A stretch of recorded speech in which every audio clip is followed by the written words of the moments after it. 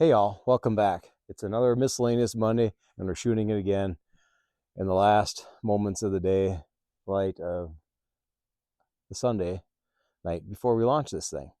Today, I want to talk to you about my simple blaster setup. As you can see, the manufacturer is Texas Blaster. When I bought this machine, this pot, it came with a ginormous hose. I think with like a 2-inch hose or 1.5-inch hose. This is a 3/8 hose. I quickly found out that I was having plugging issues with the big hose. And after using a machine with my compressor that I have, or compressors that I do have, I have two. I have a piston pump and I got a screw type here.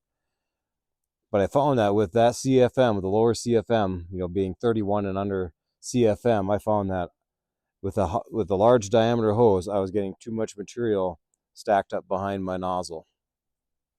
And for the nozzle, I run these carbide tipped nozzles. They got aluminum housing, and this one's got a 3/32 hole in it, port for the media to come through. I've tried running 1/8 inch nozzles, so this hole will be just a little bigger than what it is. That 32nd of an inch makes all the difference in the world for this CFM that my compressors are able to produce. It's just a little tip, because sometimes you may, if you got a simple blast pot like this and a lower CFM compressor, you might find that they're just incredibly inefficient to the point where it's like, why even bother? It's not like the big blastless dust systems you see advertised, and they never will be. But the two big keys that I found that make this thing work is 3/32 nozzle with 28 to 31 CFM, a 3/8 hose so I don't get too much volume in here, and then when I run my valves, you want to scooch in over here. When I'm running, this valve here is fully open. This little rubber stopper valve is fully closed. I run this, 70 to 80% open, somewhere right in there. Then my feed valve underneath, I just barely crack this 3/8 valve here, I don't know, 25% of the way. If I crack this valve down below here all the way, I get too much media in my hose, and then it leads to a plug up situation.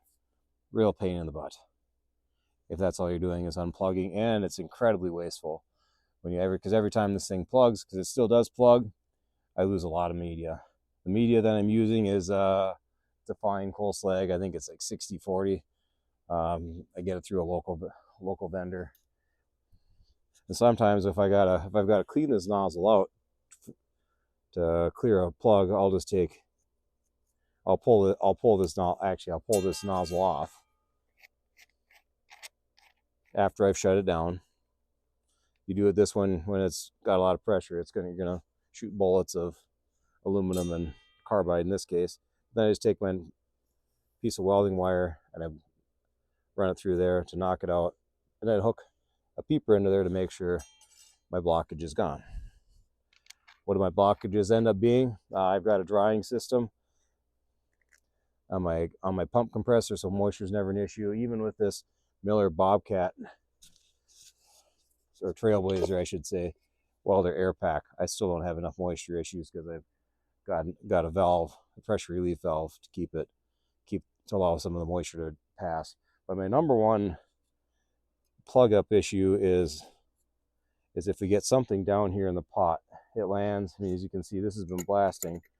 When I'm blasting, this valve is up, but all this material here was cleaned out before I even began to blast. So sometimes you get blast from media from wherever you're blasting landing back in here, and then it can drop in, or you get some tree debris, or if you're outside, or dust or dirt. If it drops in here as you're closing the valve, it's possible that you'll end up with something down in the bottom. Or if you got a hose that's failing, I just replaced this hose today. The old hose was worn through. There's a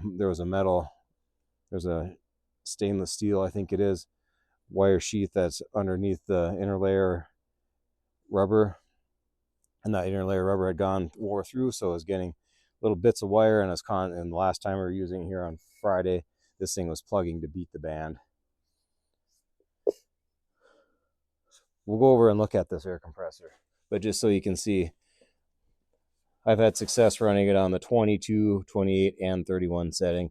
I usually just run 31 CFM to control the pressure of this thing, to make sure to make sure we don't have an overpressure on the compressor. I leave this valve cracked here, and this thing also spits a little bit of moisture for when it does generate moisture. Moisture comes as a result of air being compressed and something like that. Science.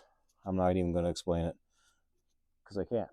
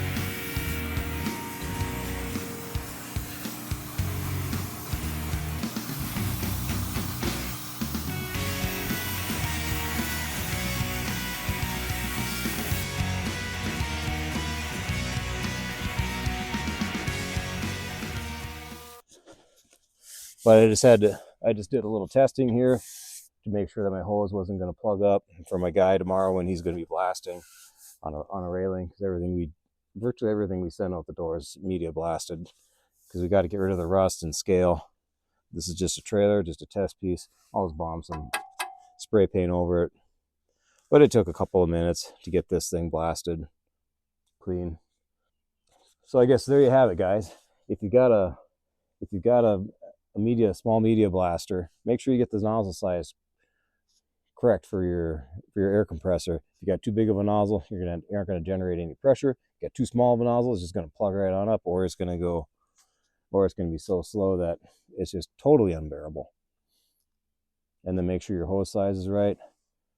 They're small, right, meaning it just depends on the CFM. You'll have to mess with it a little bit, but if you got a smaller CFM compressor, meaning like a trailer pressure compressor, I think you'll find a half or maybe even a 3/8 hose will do you just fine, versus an inch or inch and a half or two, something with big Chicago type fittings.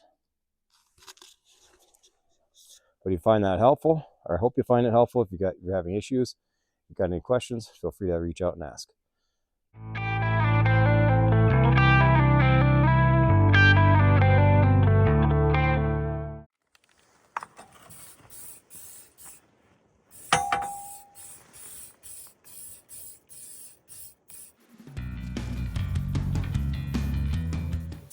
Full-on restoration, folks, here.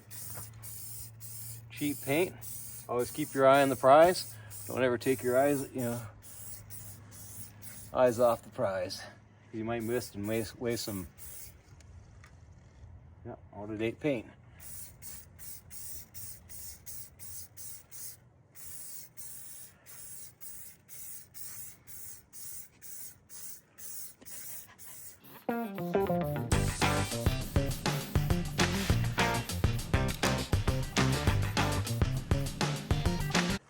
There, that's a pretty close match.